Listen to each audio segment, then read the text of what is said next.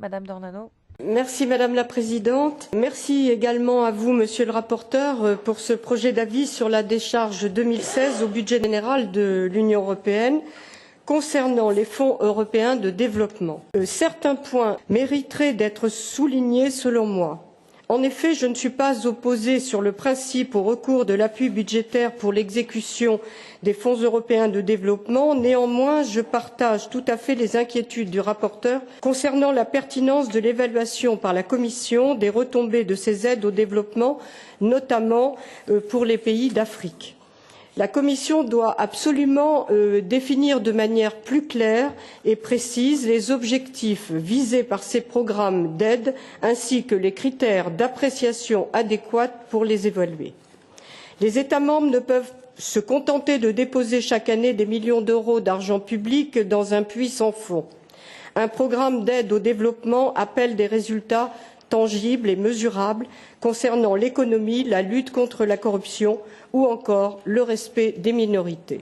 En cela, le rapport spécial de la Cour des comptes européenne devrait nous alarmer puisqu'elle reproche à la Commission de manquer de rigueur quant à ses analyses préalables. Elle ne serait pas assez détaillée et ne respecterait pas ses propres lignes directrices. Cependant, si je suis d'accord avec vous, Monsieur le rapporteur, sur ce point, je reste beaucoup plus dubitative devant votre préconisation d'un financement mixte public-privé de ce programme.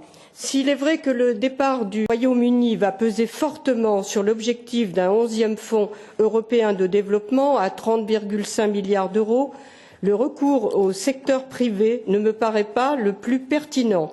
En effet, le danger est que le programme d'aide finisse par se concentrer sur les secteurs rentables de l'économie de ces pays, au détriment des infrastructures publiques qui manquent cruellement aux populations, les routes, les hôpitaux, les ports, les marchés, toutes ces structures indispensables au développement de la vie économique locale ne peuvent venir que de la puissance publique.